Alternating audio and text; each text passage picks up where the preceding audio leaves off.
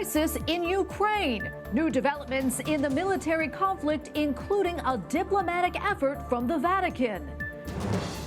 Difficult details. Lawmakers address the looming budget deadline. Church in Germany. Analysis of why a Catholic leader recently offered his resignation. And Stations of the Cross. Learn more about a treasured devotion and how it can help us grow closer to Christ. On EWTN News Nightly for Tuesday, March 8th, 2022.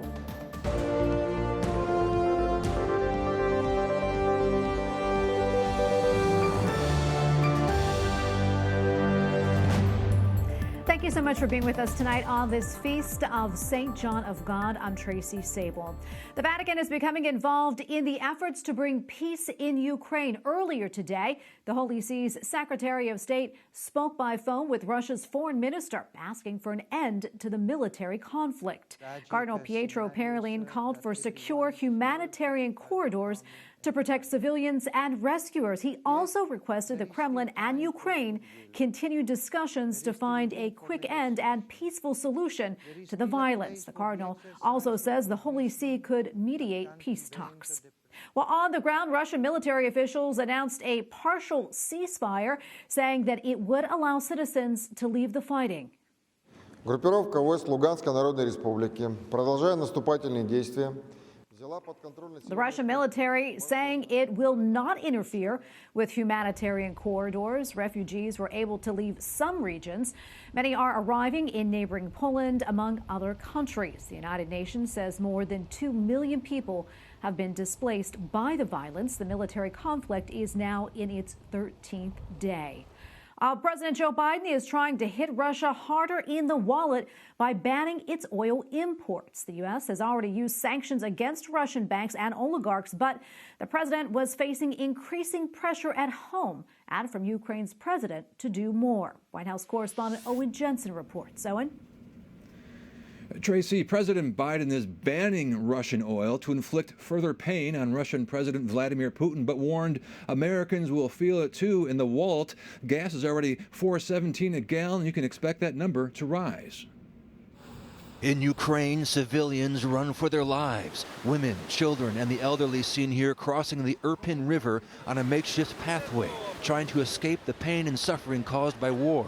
And back in the U.S., President Joe Biden says he wants to make Russia pay by going after what he calls the main artery of Russia's economy.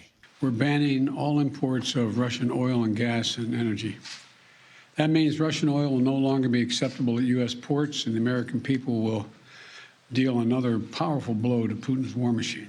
President Biden also said he has support from both sides of the political aisle to stop, in his words, subsidizing Putin's war, adding he consulted with allies and partners. His goal, keep NATO and the European Union united. So we can take this step when others cannot, but we're working closely with Europe and our partners to develop a long-term strategy to reduce their dependence on Russian energy as well. In the midst of the war in Ukraine, the White House says it's also celebrating the first anniversary of the White House Gender Policy Council. Their press release highlights restoring Title X money to abortion providers like Planned Parenthood and revoking the Mexico City policy that kept federal tax dollars from promoting abortion overseas.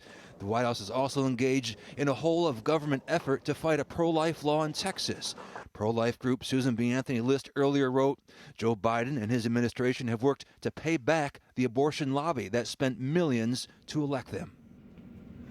Also today, President Biden flew to Texas to visit the Fort Worth VA clinic. There he spoke with military veterans and healthcare providers about the impact on veterans of toxic burn pits and how to get veterans the help they need. At the White House, Owen Jensen, EWTN News Nightly. And joining me now is Clare Lopez, founder and president of Lopez Liberty, LLC. Clare, welcome back. It's always so good to see you. Today, the Minister of Foreign Affairs of Poland released a statement saying Poland is ready to deploy all of its MiG-29 jets to Ramstein Air Base in Germany, and it also requested that other NATO allies that have the same jets, quote, act in the same vein. Clare, can you talk to us about the significance of this and what that signals?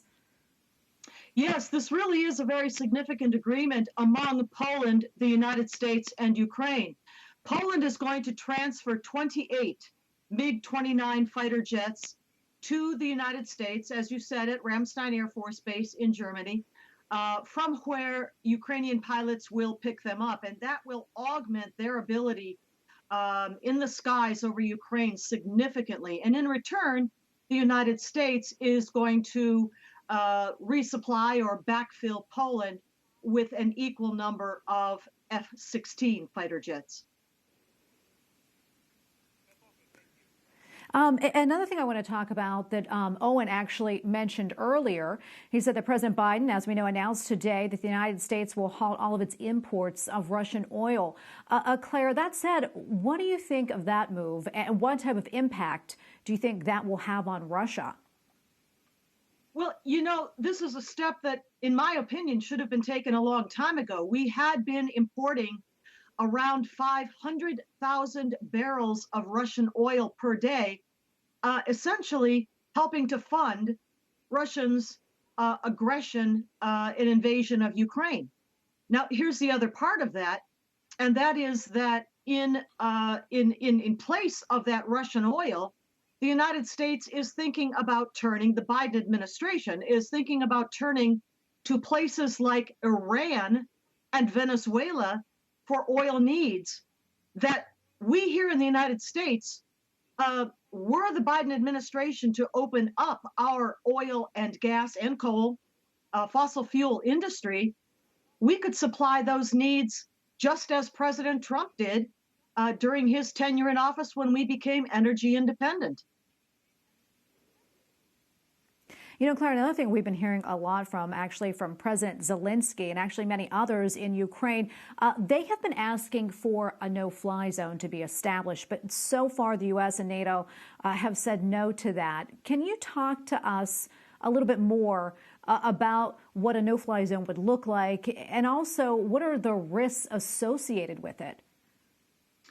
Well, a no-fly zone essentially would potentially put NATO forces, including the United States, into direct conflict in the air, dogfights, shooting each other down, planes down, with Russian pilots, which would put NATO directly at war with Russia. And I can understand why NATO and the United States have been reluctant to do that.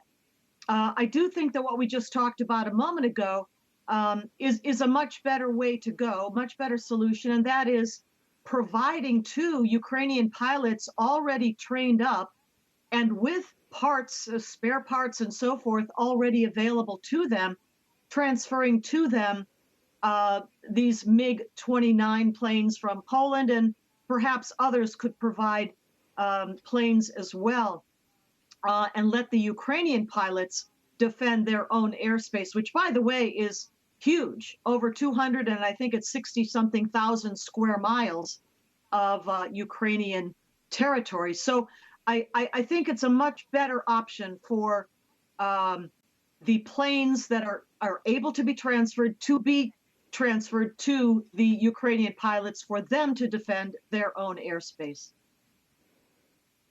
Well, Claire, unfortunately, we're running out of time. So much more we can talk about, but always appreciate you coming on and giving us your expertise. Thank you so much. Thank you. On Capitol Hill, details are emerging that are in a bill to fund the government passed Friday. Republicans say their priorities include defense spending and pro-life protections, and so far, they like what they see in the funding measure. Our nation's defense is properly funded because that was up in the air, and they've resolved that. They've got an agreement to properly fund defense and to keep important riders like the Hyde protections on life.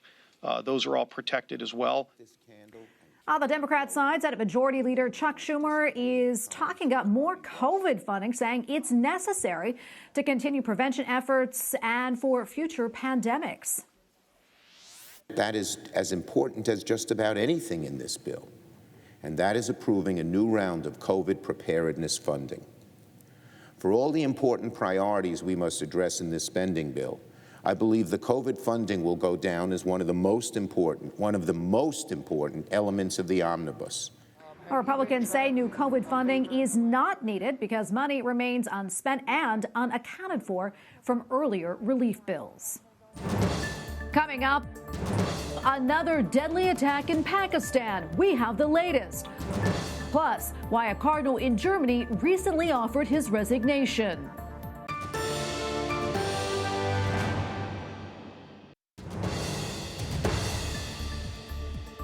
In southwest Pakistan today, 5 soldiers are dead and 28 people injured after a roadside bomb targeted a security convoy. The convoy had been deployed to protect Pakistan's president while he attended a local festival. The bombing took place hours after he had left the area. No group has claimed responsibility for that explosion. Well, Iran has launched a new satellite into space today. The liftoff comes as Tehran remains involved with multinational negotiations over its compliance with the 2015 nuclear deal. Iran state television showed footage of the rocket along with an army general hailing the event. Iran launched its first satellite in 2020. The Bishop of Limburg, Germany, says changes should be made to the church's teaching on sexuality. In an interview published last week in a German magazine, Bishop Georg Batzing said, quote, "We have to somewhat change the catechism on this matter. Sexuality is a gift from God and not a sin." And joining me now to discuss is Rudolf Gehrig, reporter for CNA Deutsch. Rudolf, welcome back. Always so good to see you. Let's talk a little bit more about this. The bishop challenged the church's stance on homosexuality and sex outside of marriage. Why is the bishop calling for a change in what the church teaches about sexuality? Yeah, in response to the interviewer's statement that no one adheres to morality that permits sex only within marriage, Batzing said, that's true, and we have to change the catechism there in part. Sexuality, he said, is a gift from God, not a sin. And asked if it's okay to live a homosexual life, to live a homosexual relationship, he also said, yes, it's okay if it's done in fidelity and responsibility. It doesn't affect the relationship with God. So that's what he said, and obviously that's his opinion. And additionally, I understand that he said that women should be ordained and that priests should not be celibate. Talk to us more about that as well, and how can we address that some bishops hold views that are obviously very different from church teaching? Yeah, Batzing said that deaconesses would be a first step for ordained priests and women as priests. And he said many have the vocation for it within themselves. And of course, this surprises many observers from the Universal Church when a German bishop states that many women may have the vocation to the diaconate, although the Pope is currently still having it examined whether this vocation exists at all. So I'm pretty sure that the Vatican is looking quite attentively to Germany. And Rudolf, I'm curious, how are the faithful in Germany? How are they reacting to this? I see many Catholics resigning. They say, it's Batzing again. And I see a lot of bitterness, but I also see a lot of good ideas. So, for example, a group called Neuer Anfang, a new beginning, published a novena, some weeks ago. In doing so, they call on Catholics in Germany to bring about a real renewal of the Church through prayer and through Jesus Christ. Switching gears just a bit, Cardinal Rainer, the leader of Germany's Catholic Archdiocese of Cologne, has submitted his resignation to Pope Francis for the second time. Can we talk more about this and if there are any signs that Pope Francis will accept the resignation? You have to know that Cardinal Rainer is fighting a very long and difficult battle. So both an independent report with external experts and an apostolic visitation on the other hand proved that he didn't commit misconduct in handling the sexual abuse cases within his diocese, but the Vatican told him that he made mistakes in his communication. So nevertheless, there are media, there are church groups that continue to launch campaigns against him, and they tried to get rid of him. So Cardinal Rainer himself said that he just couldn't take it anymore, and that's why he took his sabbatical. And now the Cardinal is back, but the campaigns continue, the struggle continues. And I believe that with his offer of resignation, Werke hopes that the Pope will now back him up and also take him to take task against his inner church critics. And when and how the Pope, the Holy Father, will react, however, no one knows at the moment. Rudolf, we only have maybe 30 seconds left or so, but I'm curious what else you are following there in Germany. In the next few days, I will say farewell to Cologne, this beautiful city, because I will move to Rome and to be a Rome correspondent for CNN Deutsch. And I'm pretty sure that there are a lot of stories because of the church in Germany to cover for CNA Deutsch and for CNA International. Well, I know everyone is going to miss you there, but we are so excited for your new appointment, and we appreciate all of your work, and God bless you. Thank you so much, Rudolf. Thank you, Tracy. Up next, bittersweet bouquet. A Franciscan monk offers a small welcome to refugees from Ukraine. Plus, learn more about the devotional usually prayed on Fridays in Lent.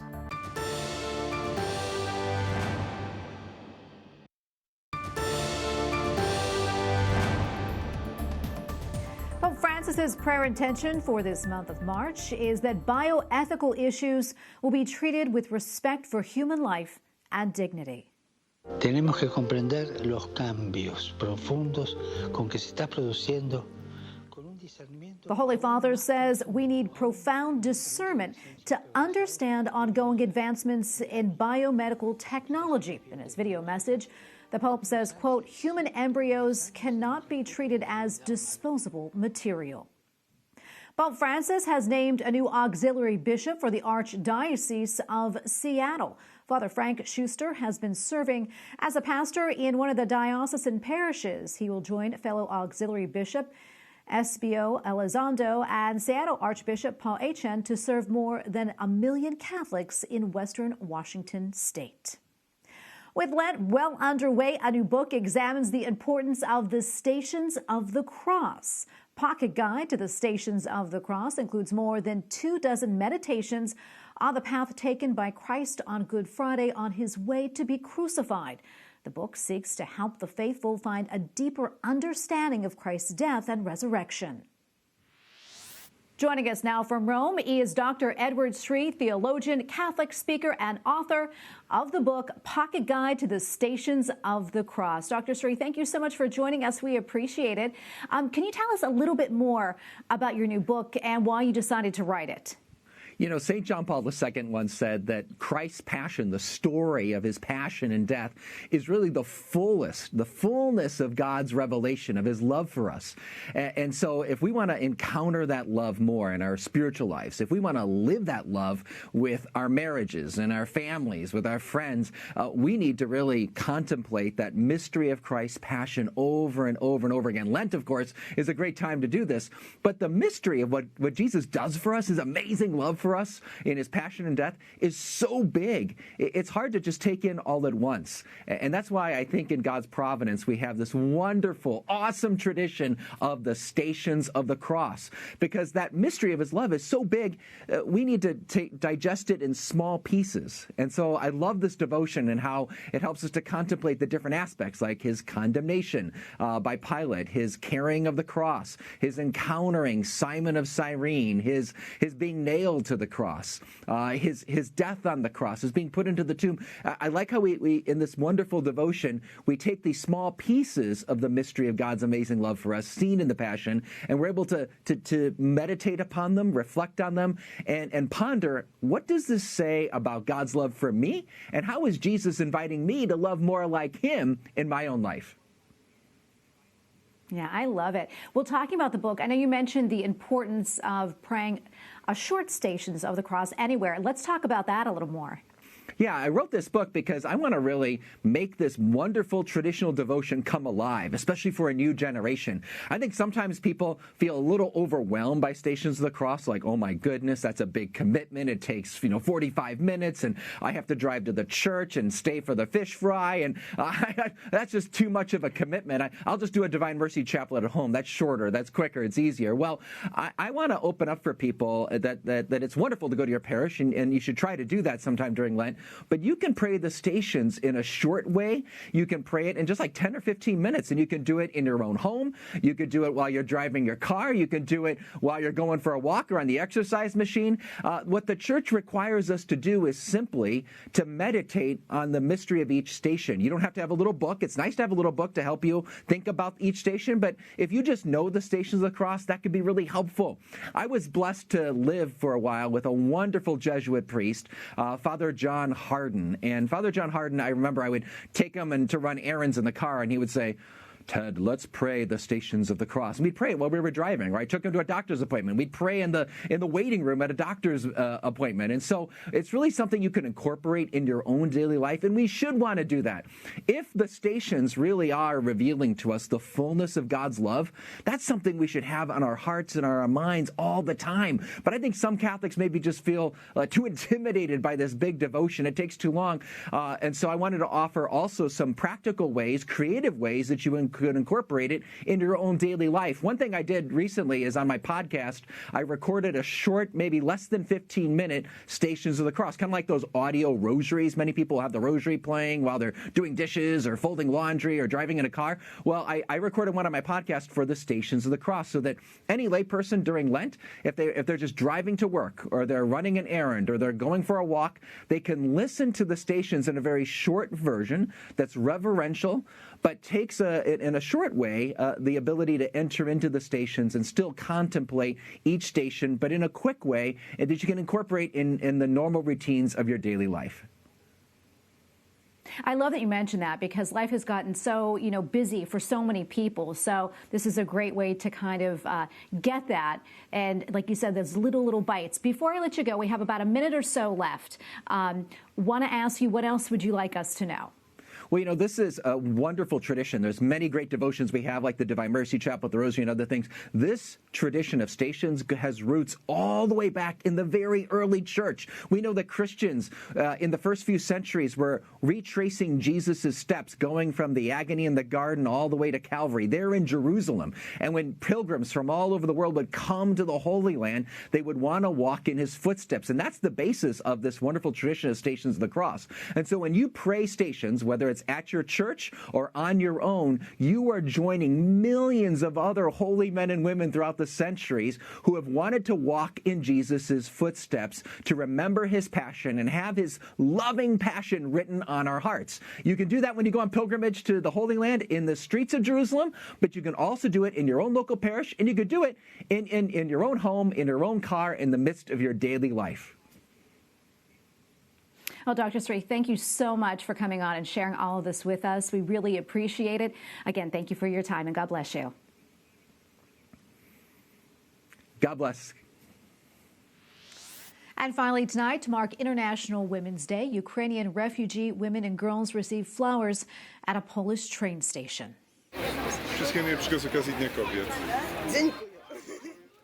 The gracious gifts were provided by a Franciscan brother who is the co-director of Caritas Poland. He was joined by another Catholic charity worker to brighten the arrival for many mothers and wives from Ukraine. There were smiles and even a few tears of gratitude. What a beautiful, beautiful gesture. And we thank you for watching tonight. For the entire EWTN News Nightly team, I'm Tracy Sable. Good night and God bless.